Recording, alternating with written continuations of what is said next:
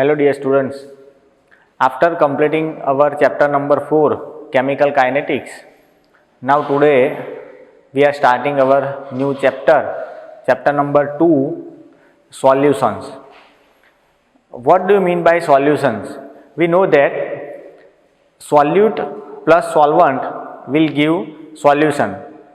Which substance present in a solution in a less amount is known as solute, and which substance present in a large amount in solution is known as solvent.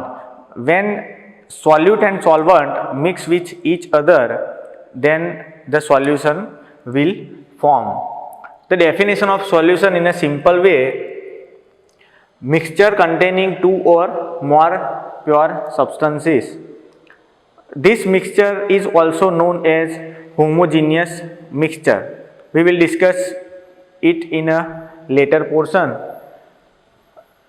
In daily routine life, solutions are very important for us in various form. Here, various example. First example is brass. Brass is the mixture of copper and zinc. You can remember by Kunj. Second example is German silver. German silver is a mixture of nickel, copper and zinc. You can remember by Nikunj. And the third example is bronze. Mixture of Sn, you can say stannous or tin, and copper. So you can remember by Tinku. Brass is Kunj, German silver is Nikunj, and bronze is Tinku. These are the three short key for remembrance of solvent and solute composition. Now, in water, we know that many types of impurities are there: calcium, magnesium, fluoride. But when the amount of fluoride exceeds, then it can be damage to our teeth portion. So 1 ppm fluoride in water prevents tooth decay. Prevention till 1 ppm. More than 1 ppm, suppose 1.5 ppm cause tooth mottled, and higher ppm of fluoride is very poisonous. This fluoride is used in a rat killer medicine. So fluoride is a very poisonous, more than 1 ppm. So this is the basic examples of solution. In our daily routine life, we use many types of solution. The solution of sugar, solution of NaCl, salt. When one solute and one solvent is present in solution, those solutions are known as binary solutions. So today we are going to discuss about binary solution. Binary solution means one solute and one solvent. When this solute and solvent mix with each other, so that is called binary solution, and also known as homogeneous mixture. Homogeneous mixture means when solute and solvent are mixed with each other, the formation is uniform throughout the solution. We cannot separate those both elements again without any physical method.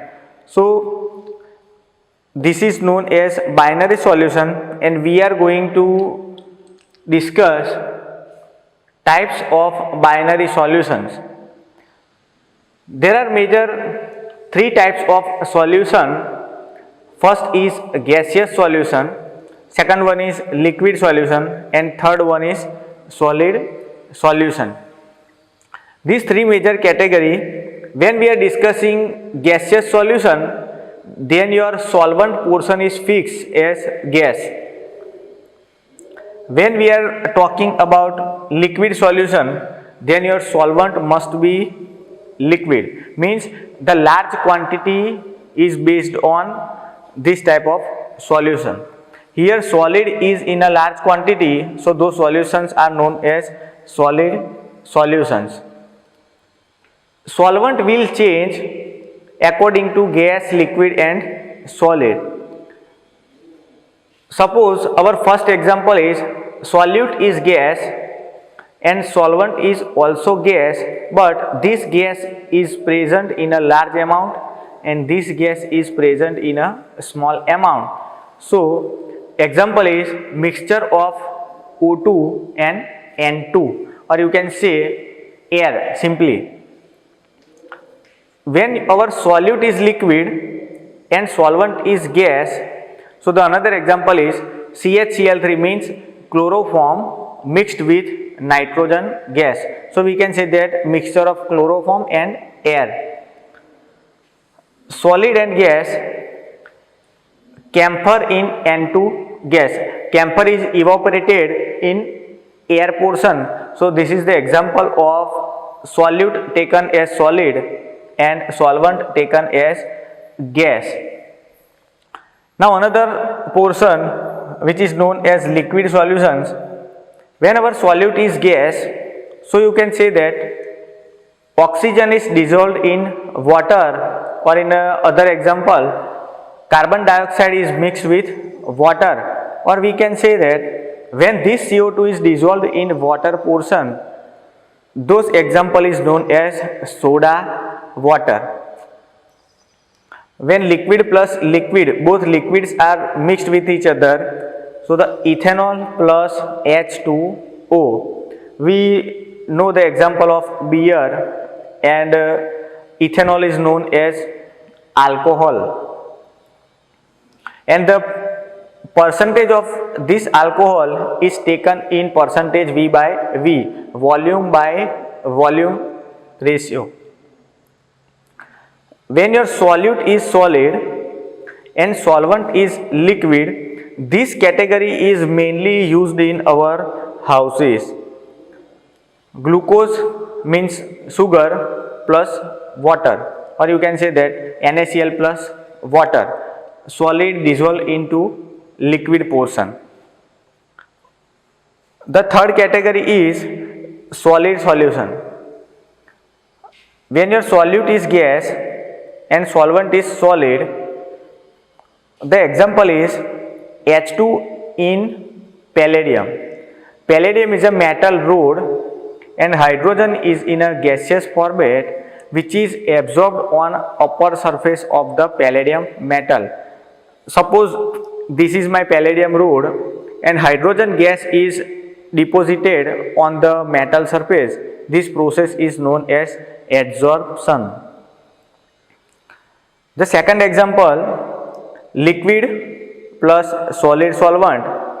We know that in our chapter number 3, in a dry cell, there is a amalgam is used. So the amalgam of mercury and sodium is known as liquid plus solid example. Solid plus solid, small amount of copper is dissolved in more amount of gold. This category is used for the formation of gold ornaments. When the 24% or 24 karat gold is considered, there is an absence of copper, but in 22 karat gold some amount of copper is added into gold section because of the stability of ornament which are using by us in a daily routine life. So this is the most important table for your 1 or 2 mark questions, and this also can be asked in a 3 mark, that types of solution or types of binary solutions. Okay, now our next topic is solubility. What is the meaning of solubility? Solubility of substance is its maximum amount that can be dissolved in a specific amount of a solvent. suppose we are taking water as our solvent. After that we have to decide our solute.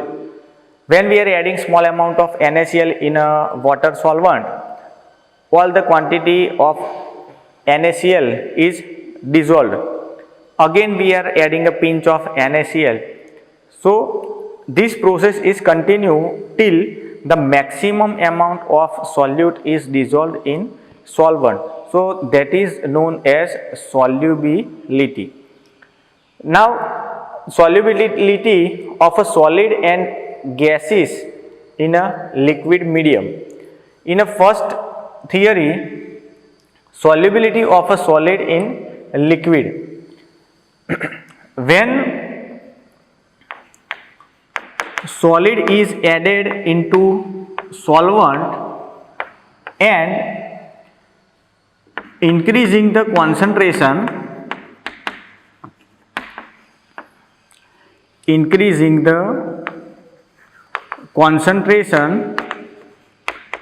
in solution, so this process is known as dissolution.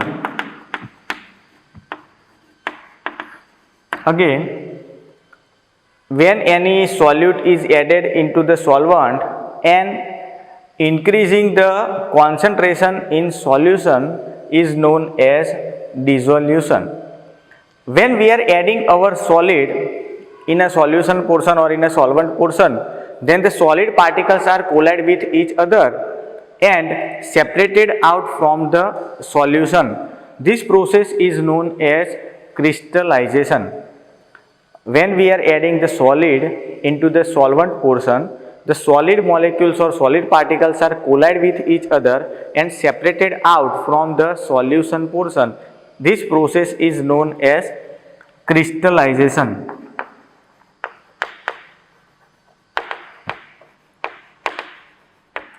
We are taking one example in a solid section. NaCl is added into water. It can be dissolved very easily, but in some cases there is no formation of solution. Suppose the example of anthracene. If we adding this anthracene in H2O, there will be no dissolution and NaCl is easily soluble in water. So what is the case? This NaCl is a polar substance, Na plus and Cl minus. This water is also polar solvent, H plus and OH minus. So we can say that like material is dissolved like, or you can say that polar solute is easily dissolved in a polar solvent. But in second case, the anthracene is a non-polar solute.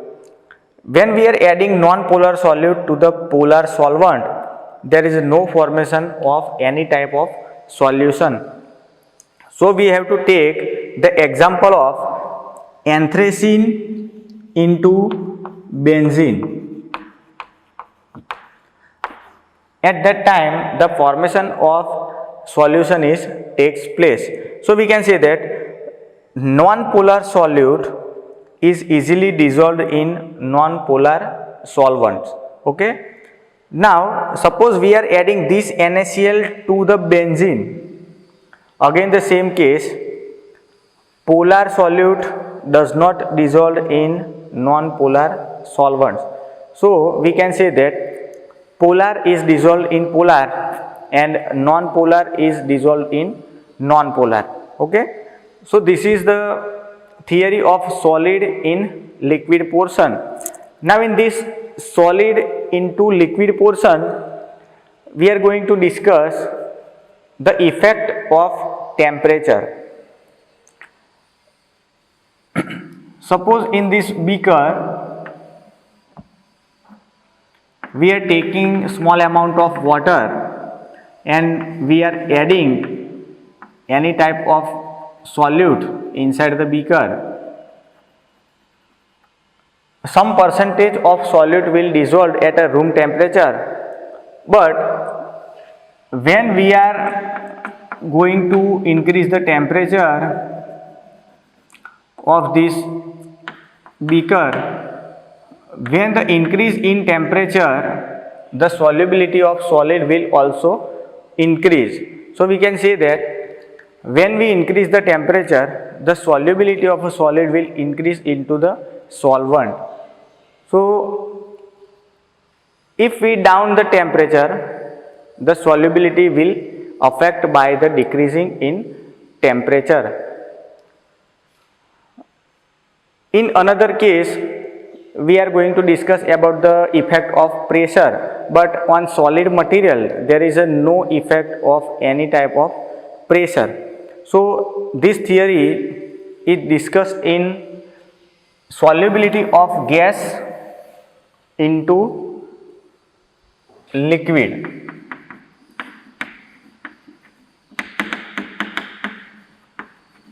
Solubility of gas in liquid.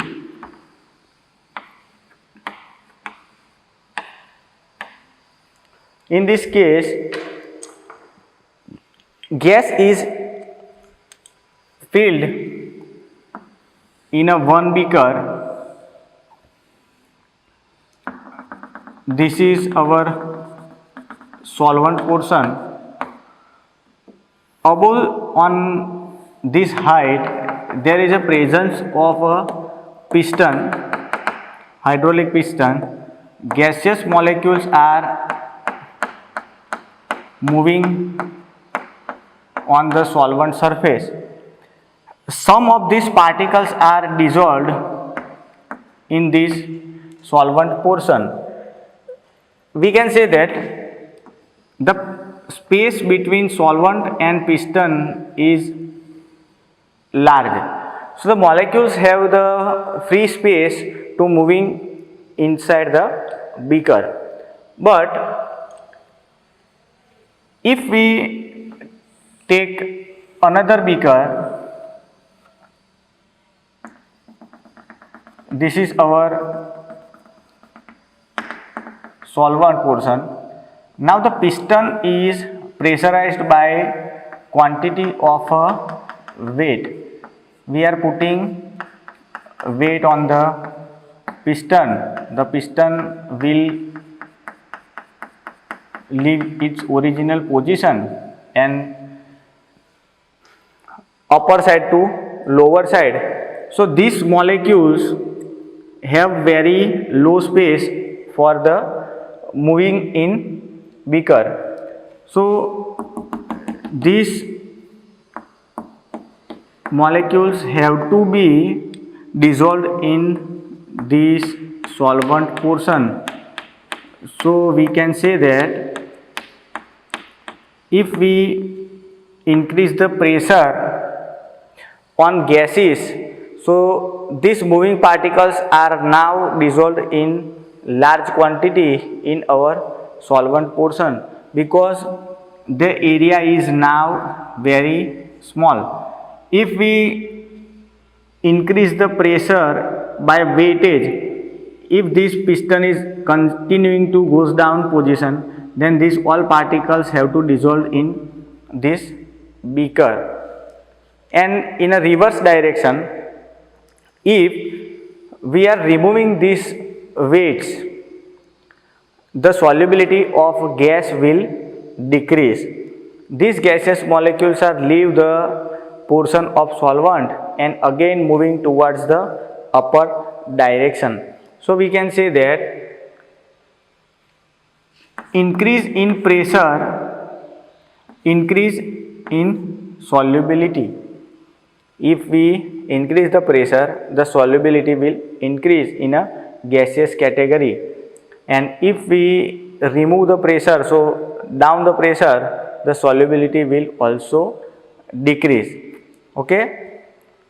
Now the solubility of gas is discussed by one scientist.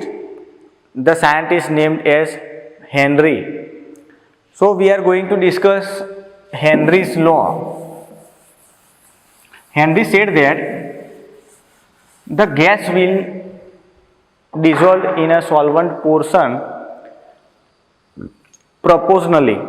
Proportionally means any gaseous solubility is directly proportional to the mole fraction of that gas. See,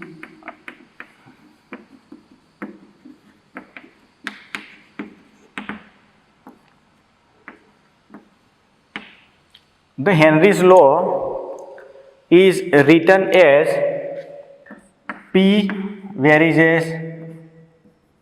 X. X is mole fraction and P is pressure. So the statement of Henry said that the solubility of a gas is directly proportional to the applied vapor pressure. If we increase the pressure, the solubility will increase.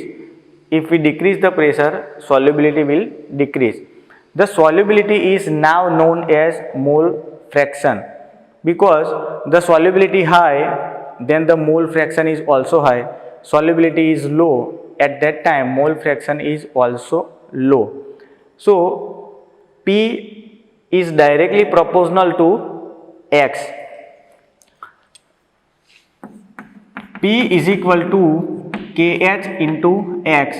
This proportional sign is converted into equal to and the KH is added. This KH is known as Henry's constant. Henry said that when we plot the graph of vapor pressure to mole fraction or solubility, the graph is in a straight line. If we increase the pressure, the solubility will increase. Again we increase the pressure, solubility is also increase. In the same way, this graph is always in a straight position. We can understand by this figure. Suppose this is my first pressure. At that time the solubility is low. I am increasing this much pressure, this much solubility will increase. Again I am increasing the pressure. Suppose this is my higher pressure. At that time the solubility is also increased by this quantity. So we can say that P is directly proportional to X by this sloping graph. If we find out the slope